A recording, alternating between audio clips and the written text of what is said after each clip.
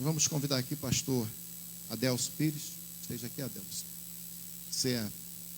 Bom seria você ficar ali, mas a gente aqui vai ficar bem próximo e a gente vai se alimentar, né? Não é verdade? A gente vai comer o melhor de Deus. Deus abençoe. Deus abençoe. Deus te use.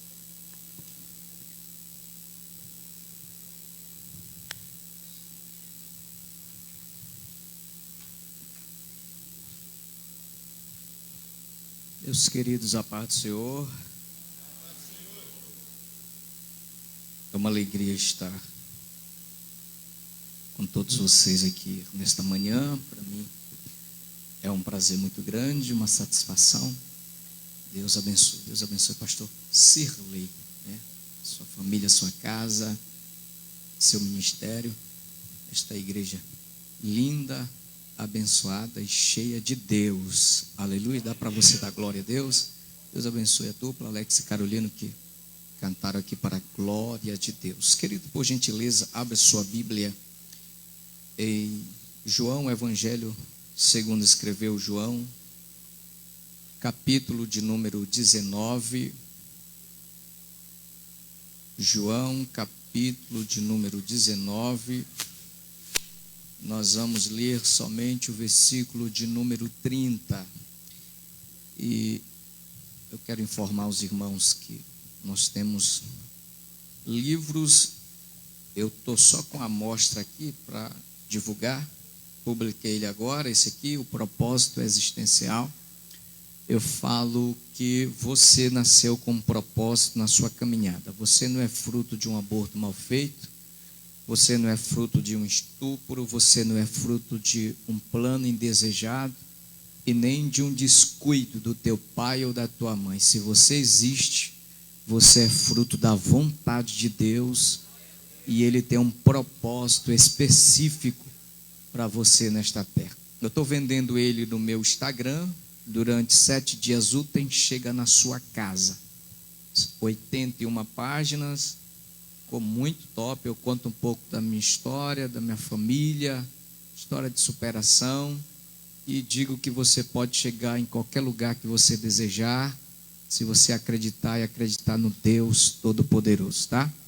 E o livro Os 5 Altares de Abraão, eu vendo em e-book lá também, no Instagram, Adelso Pires Oficial, Pires com Y. Depois você visita, vai na biografia e o link vai te direcionar para a página de venda, tá? Compre, nos ajude a divulgar a palavra de Deus e também investir no nosso ministério. João, capítulo de número 19, versículo 30, quem achou, diga a Bíblia. Diz a palavra de Deus: e quando Jesus tomou o vinagre, disse: está consumado. E inclinando a cabeça, entregou o Espírito. Diga assim: está consumado. Mais uma vez, está consumado. Agora você vai falar grego. Diga assim: tetelestai. Mais uma vez, tetelestai. Podeis assentar, queridos. Deixa Deus te usar. Deixa Deus te usar aí. Aleluia, aleluia, aleluia.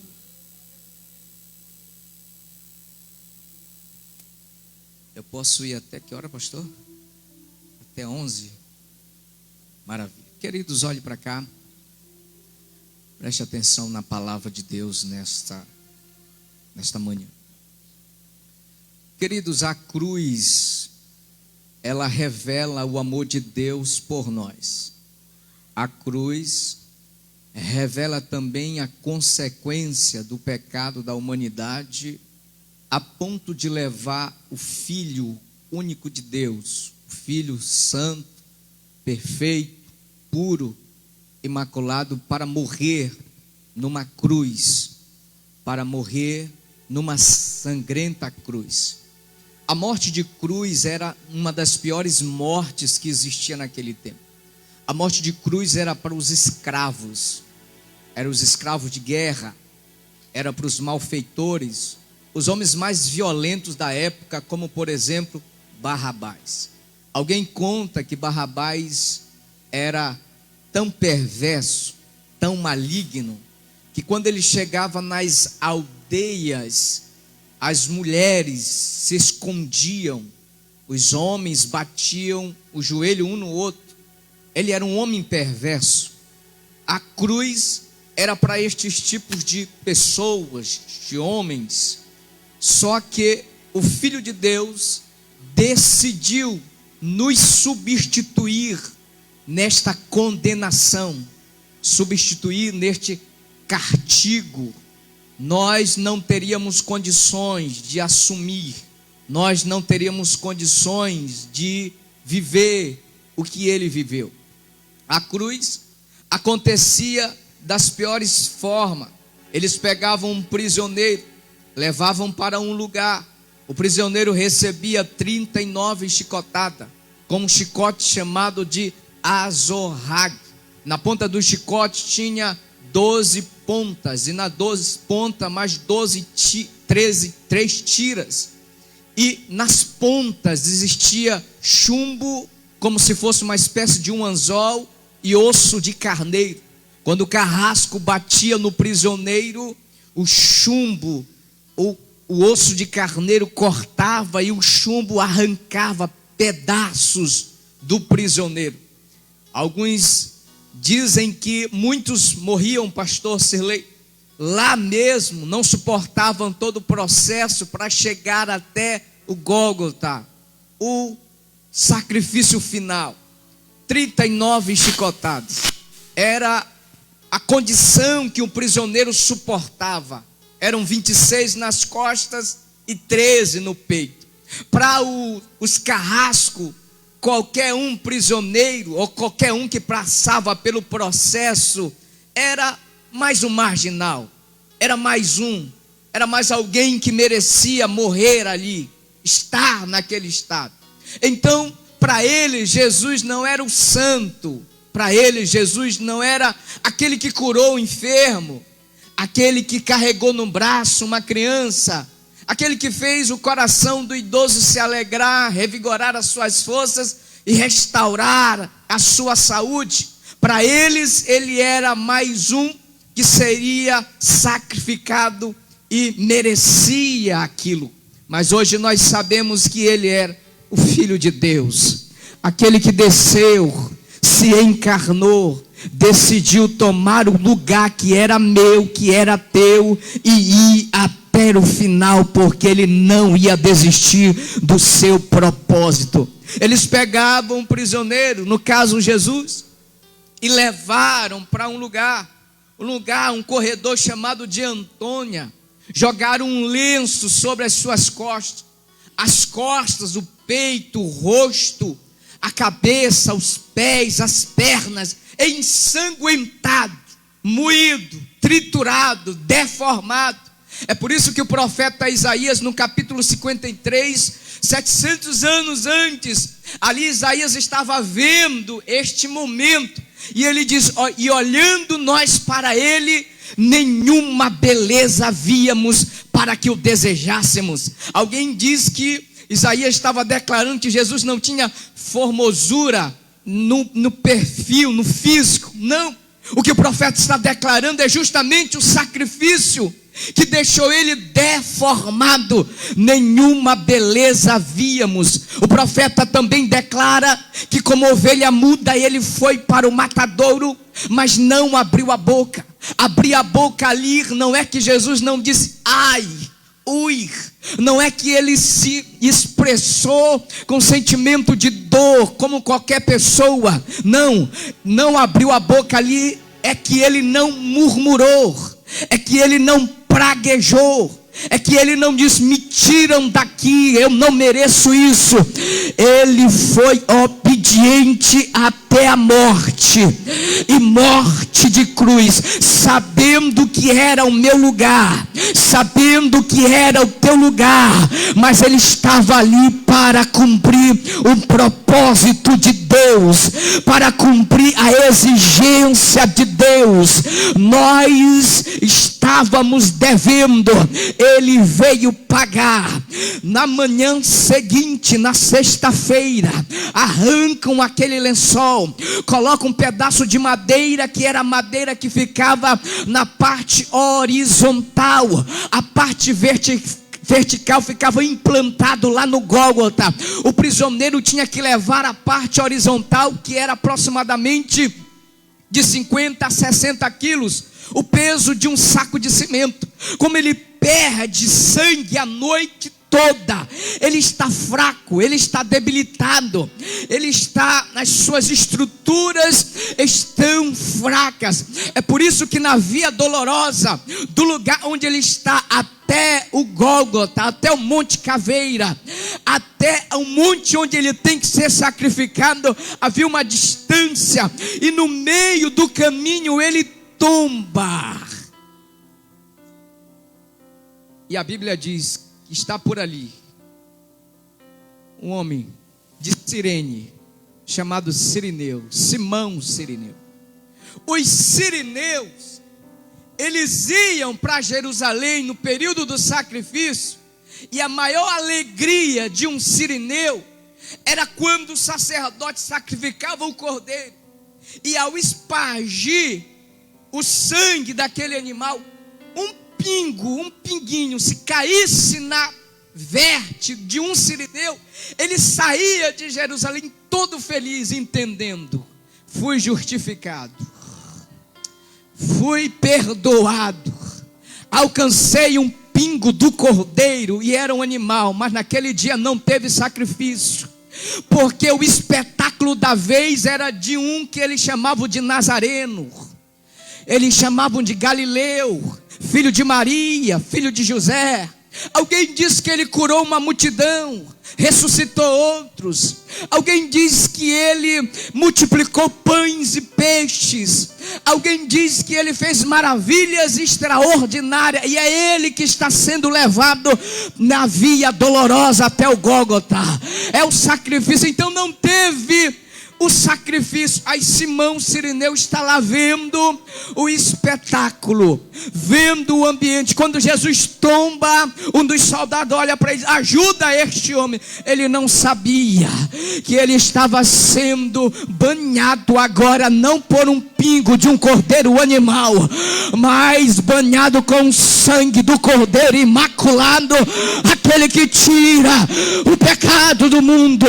Simão Cirineu é uma representação também do Espírito Santo na nossa caminhada. Jesus está ensinando: se a cruz está pesada, se a caminhada está difícil, em algum momento você vai tombar, não fique preocupado. Deus vai enviar um Simão Cirineu para te erguer e dizer: continua, continua, continua. Não pode desistir do seu propósito.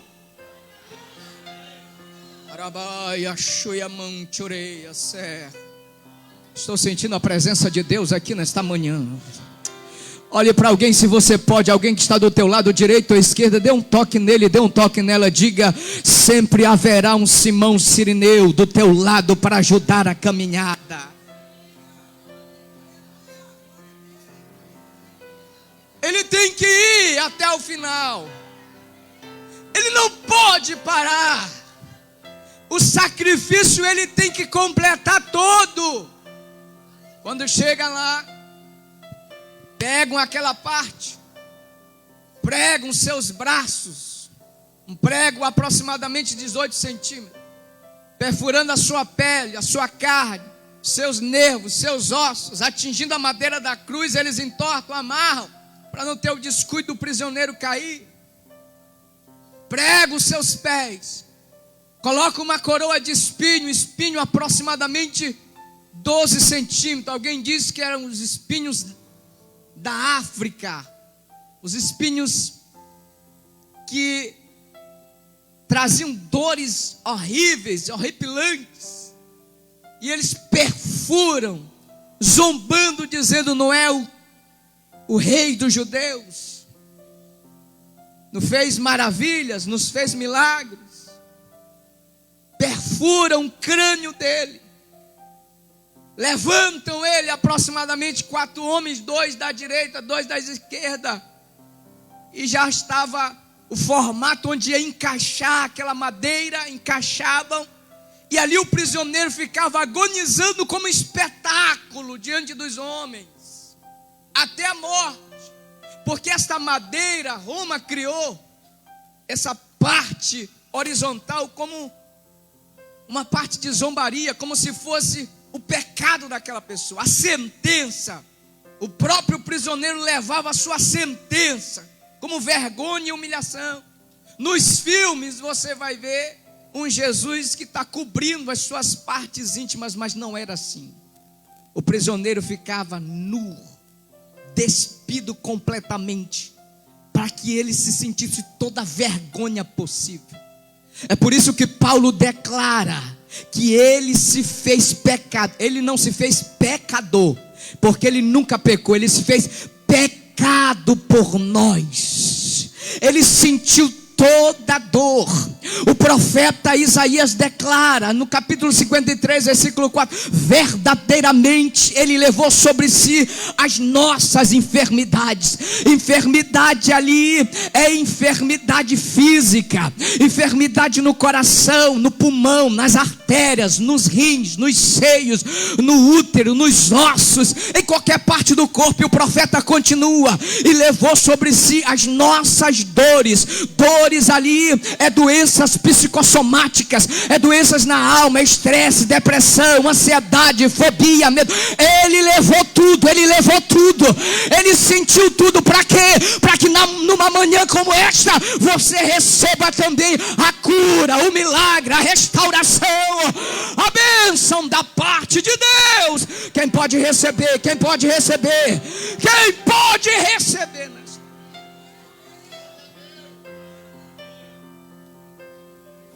Ele está lá. Aleluia. Ele está lá. Mas ele não murmura. A primeira palavra que sai da boca dele, a primeira expressão é: Pai, perdoa, porque eles não sabem o que fazem. Segundo Augusto Cury, é um dos maiores escritores brasileiros, terapeutas, ele declara que de fato Jesus era filho de Deus, porque não tem ninguém em sã consciência, na sua normalidade, que consegue, debaixo de uma pressão psicológica, debaixo de dor, de agonia, expressar palavras agradáveis. É só observar você. Se alguém pisa no teu pé, misericórdia. Se alguém te pragueja, dá vontade, eu estou falando de mim, dá vontade de a gente meter logo um murro. Mas a gente tem que ser crente, a gente tem que, a natureza caída quer logo se manifestar. Ele debaixo de pressão, de dor, dores horripilantes, cruciantes, mas a primeira expressão que sai da boca dele, pastor Sirley, é: Pai, perdoa.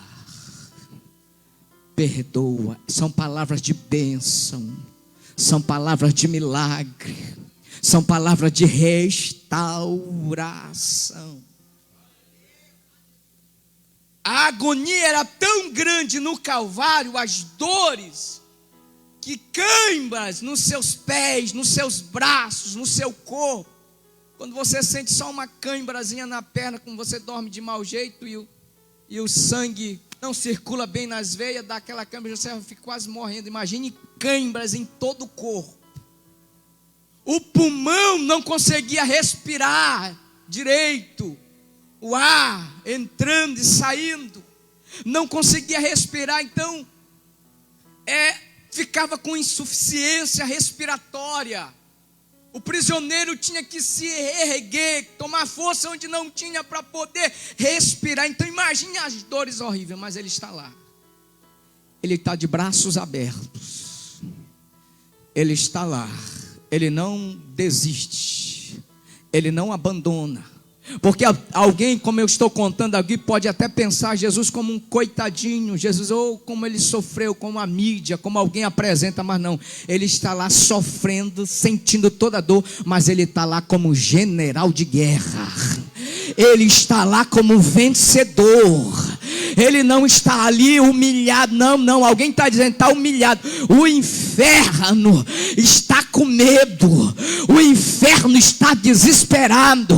O Salmo 22, depois você lê em casa, diz que touros estavam ao redor, ferozes, querendo destruir aquele que estava cumprindo o seu propósito. Touros ali é uma representação dos demônios do inferno que estavam a todo custo tentando fazer ele desistir do seu propósito, mas ele está lá. Pode vir dor, pode vir zombaria, pode vir crítica, pode vir qualquer embate de todos os lados, ele não para, ele não desiste, porque ele sabe qual é o seu propósito. Aí alguém olha e diz, ele vai desistir. Alguém olha e diz, ele vai zombar. Alguém olha e diz, ele vai recuar. Alguém olha, ele vai praguejar. Pelo contrário, ele olha para a esquerda, ele olha para a direita, como diz João, e ele dá uma palavra que até hoje o inferno estremece. Ele declara, está consumado. Eu sinto a graça de Deus aqui. Eu sinto a unção de Deus aqui nesta manhã. Já está feito, já está cumprido. Araia shoyamam chorecaia sec.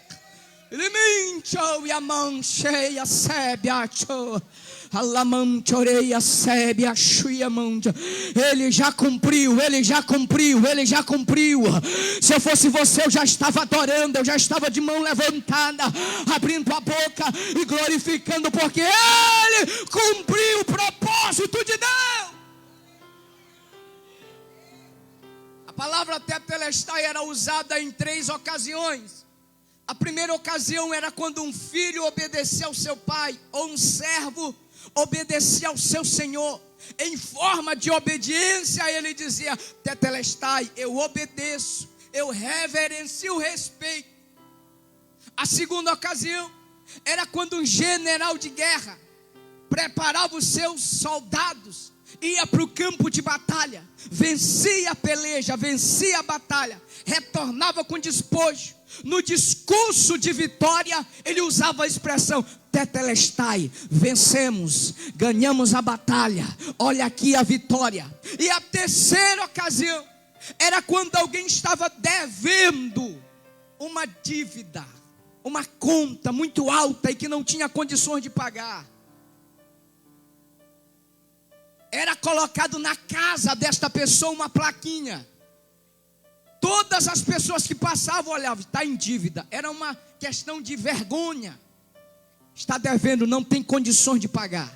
Mas se alguém, um amigo, um parente ou uma pessoa generosa decidisse pagar aquela dívida, o documento que era usado era outro, tirava aquela plaquinha. E o documento era colocado, tetelestai, está pago, não deve mais nada. Jesus cumpriu as 3 ocasiões. Quando foi preciso, na exigência de Deus, alguém para cumprir o propósito como filho e como servo, porque como Deus ele se tornou homem, como filho de Deus ele se tornou servo. Aí Paulo diz, ele foi obediente até a morte, e morte de cruz. Como general de guerra, ele veio, pelejou, tomou a chave do inferno e da morte. No discurso de vitória ele declara, me dado todo o poder nos céus e na terra.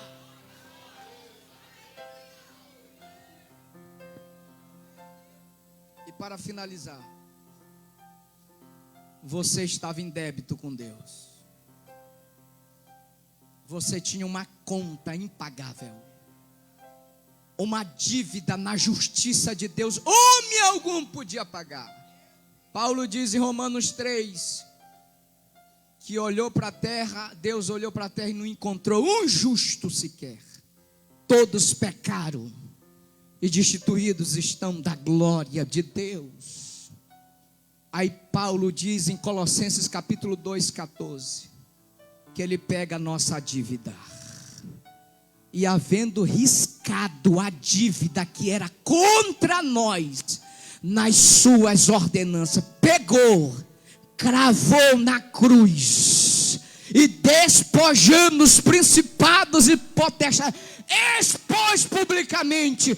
Quem foi exposto não foi você, quem foi exposto foi Satanás e os demônios.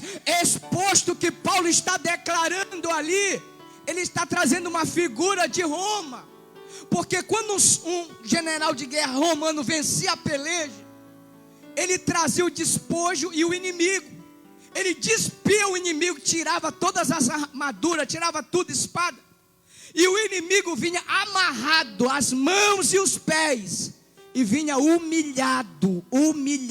É isso que Paulo está declarando. Ele expôs os principados e potestades, ele venceu, ele pagou a dívida, ele pagou a dívida, ele pagou a dívida, ele pagou a tua dívida. Fica em pé, fica em pé, fica em pé.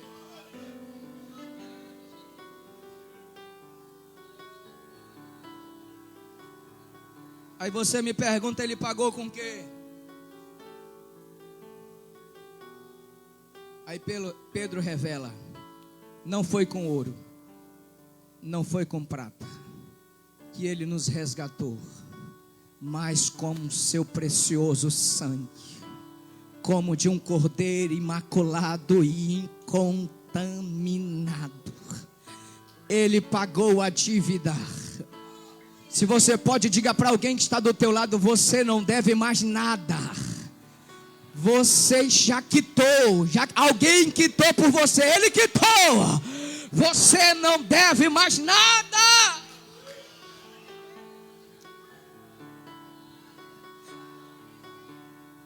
Essa quitação serve ainda para o teu filho, serve ainda para o teu esposo, serve ainda para o teu amigo, para o teu patrão, para a tua amiga, para o teu companheiro de trabalho. Serve, ainda cabe, o sangue dele ainda tem poder. Qual foi a maior conquista da humanidade? A maior conquista da humanidade não foi quando a princesa Isabel deu carta de alforria aos negros. A maior conquista da humanidade não foi quando Thomas Edison inventou a lâmpada elétrica. A maior conquista da humanidade não foi quando Galileu Galilei descobriu que a terra era redonda e circulava em torno do sol. A maior conquista da humanidade não foi quando Isaac Newton descobriu a lei da gravidade. A maior conquista da humanidade não foi quando Alexander Bell inventou o telefone. A maior conquista da humanidade não foi quando Santos Dumont inventou o avião. A maior conquista da humanidade não foi quando Bill Gates inventou um programa operacional para computador. Não. A maior conquista da humanidade não foi quando o homem pisou na lua. Qual foi a maior conquista da humanidade, pregador? Foi quando o Filho de Deus desceu a esta terra, foi para uma cruz, morreu pela humanidade e declarou salvação, libertação para todos nós. Feche os teus olhos. Ele já conquistou a tua vitória, ele já conquistou o teu milagre, ele já conquistou a cura, ele já conquistou a tua bênção. Vamos celebrar nesta manhã o pão, símbolo do corpo, o vinho, símbolo do sangue. Ele já conquistou a tua a vitória nesta manhã. Receba a cura agora. Eu vou te dar liberdade para você adorar. Eu vou te dar liberdade para você exaltar. Eu vou dar liberdade para você glorificar. Se você entendeu a mensagem, vai, abre a boca agora, abre a boca agora, abre a boca agora, abre a boca agora, abre a boca agora e recebe a tua cura, recebe o teu milagre, recebe restauração, recebe perdão de Deus agora.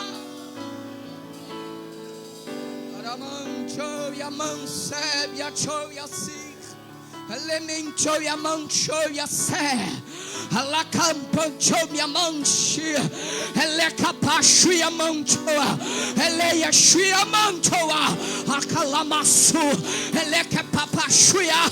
O Espírito de Deus está aqui dizendo: tem restauração, tem jeito, tem perdão, tem cura. Receba, receba, receba.